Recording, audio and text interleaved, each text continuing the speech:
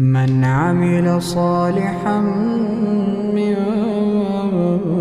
ذكر أو أنثى وهو مؤمن فلنحيينه حياة طيبة ولنجزينهم أجرهم بأحسن ما كانوا يعملون. فإذا قرأت القرآن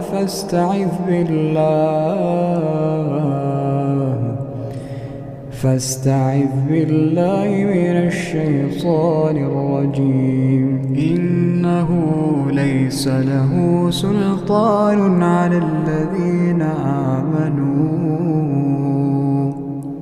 وعلى ربهم يتوكلون.